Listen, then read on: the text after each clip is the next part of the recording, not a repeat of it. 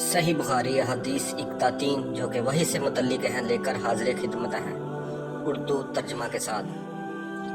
صحیح بخاری حدیث نمبر 1۔ علیہ وآلہ وسلم کا ارشاد ہے،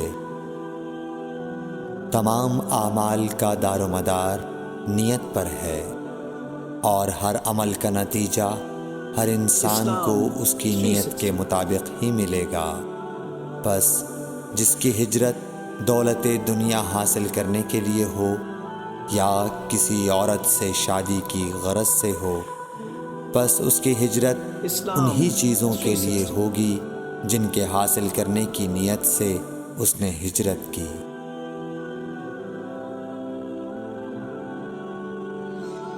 صحیح بخاری حدیث نمبر 2۔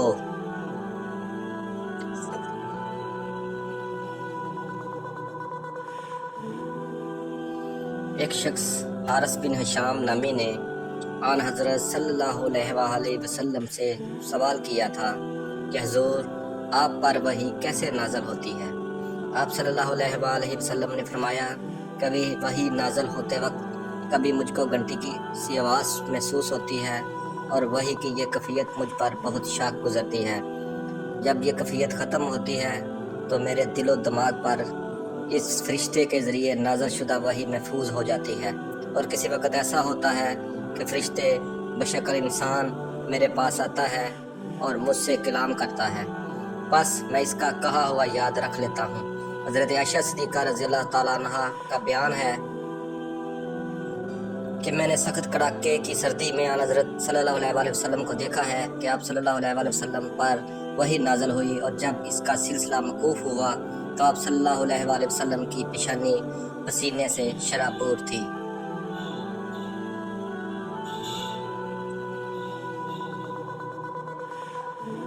حدیث نمبر 3۔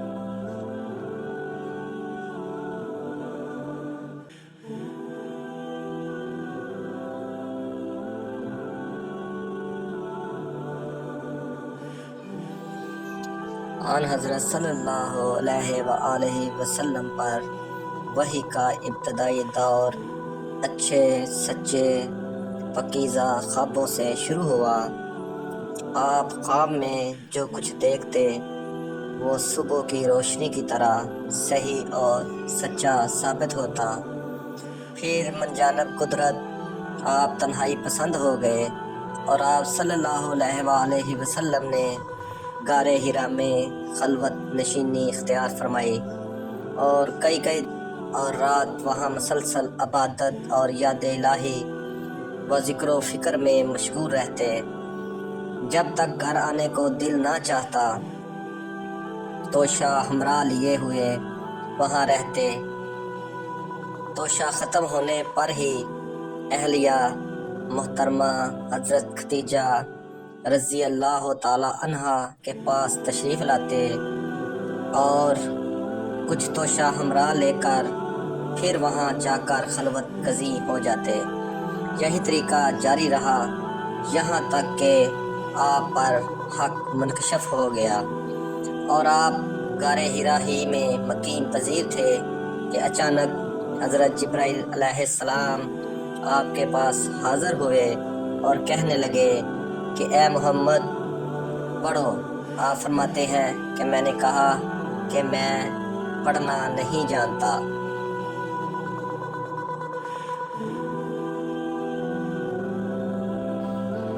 آپ صلی اللہ علیہ وآلہ وسلم فرماتے ہیں کہ فرشتے نے مجھے پکڑ کر اتنے زور سے کھینچا کہ میری طاقت جواب دے گئی۔ پھر مجھے چھوڑ کر کہا کہ پڑھو۔ میں نے پھر وہی جواب دیا کہ میں پڑھا ہوا نہیں ہوں۔ اس فرشتے نے مجھ کو نہایت ہی زور سے کھینچا کہ مجھ کو سخت تکلیف محسوس ہوئی۔ پھر اس نے کہا کہ پڑھ۔ میں نے کہا میں پڑھا ہوا نہیں ہوں۔ فرشتے نے تیسری بار مجھ کو پکڑا اور تیسری مرتبہ پھر مجھ کو کھینچا، پھر مجھے چھوڑ دیا اور کہنے لگا کہ پڑھو۔ اپنے رب کے نام کی مدد سے جس نے پیدا کیا اور انسان کو خون کی پھٹکی سے بنایا۔ پڑھو اور آپ کا رب بہت ہی مہربانیاں کرنے والا ہے۔ بس یہی آیتیں آپ حضرت جبرائیل علیہ السلام سے سن کر اس حال میں غار حرا سے واپس ہوئے کہ آپ کا دل اس انوکھے واقعہ سے کانپ رہا تھا۔ آپ حضرت ختیجہ کے ہاں تشریف لائے اور فرمایا کہ مجھے کمبل اڑا دو۔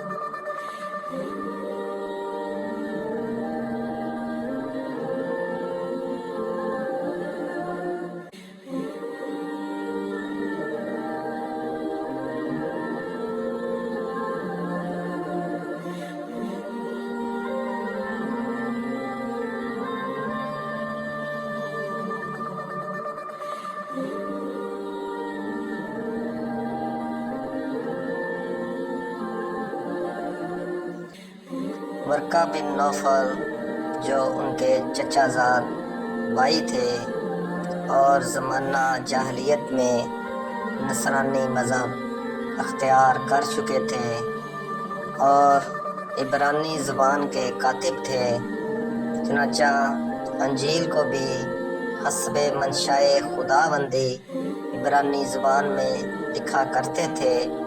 انجیل سریانی زبان میں نازل ہوئی تھی، پھر اس کا ترجمہ عبرانی زبان میں ہوا۔ ورقہ اسی کو لکھتے۔ وہ بہت بوڑھے ہو گئے تھے، یہاں تک کہ ان کی بینائی بھی رخصت ہو چکی تھی۔ حضرت ختیجہ رضی اللہ تعالیٰ عنہ نے ان کے سامنے آپ کے حالات بیان کیے اور کہا، اے چچا زاد بھائی، اپنے بھتیجے محمد صلی اللہ علیہ وآلہ وسلم کی زبانی ذرا ان کی کیفیت سن لیجئے۔ وہ بولے کہ بھتیجے، آپ نے جو کچھ دیکھا ہے اس کی تفصیل سناؤ۔ چنانچہ آپ صلی اللہ علیہ وآلہ وسلم نے از اول تا آخر پورا واقعہ سنایا، جسے سن کر ورقہ بن نوفل بے اختیار ہو کر بول اٹھے کہ یہ تو وہی ناموس یعنی معزز رازدان فرشتہ ہے۔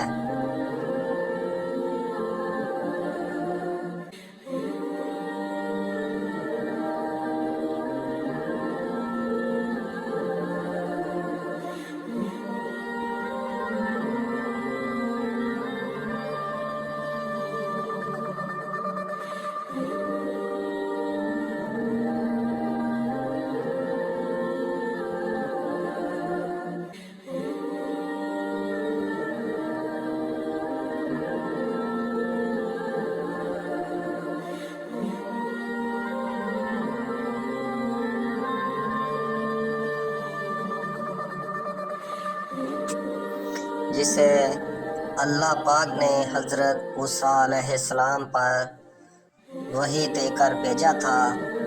کاش میں آپ کے اس عہد نبوت کے شروع ہونے پر جوان عمر ہوتا، کاش میں اس وقت تک زندہ رہتا جبکہ آپ کی قوم آپ کو اس شہر سے نکال دے گی۔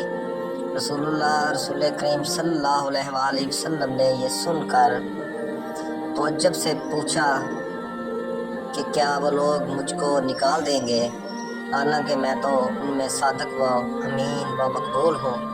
ورقہ بن نوفل بولا، ہاں یہ سب کچھ سچ ہے، جو شخص بھی آپ کی طرح امر حق لے کر آیا لوگ اس کے دشمن ہی ہو گئے ہیں۔ اگر مجھے آپ کی نبوت کا وہ زمانہ مل جائے تو میں آپ کی پوری مدد کروں گا، مگر ورقہ بن نوفل کچھ دنوں کے بعد انتقال کر گئے۔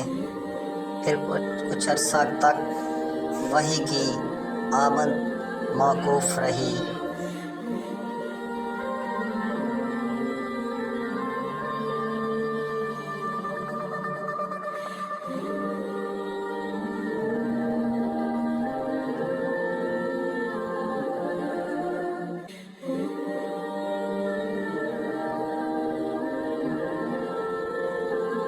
وحی کے متعلقہ صحیح بخاری کی کل 7 احادیث ہیں۔ بقیہ احادیث مبارکہ اگلی ویڈیو میں لے کر حاضر ہوں گے۔ تمام احادیث مبارکہ وقفہ سے آپ تک پہنچائی جائے گی۔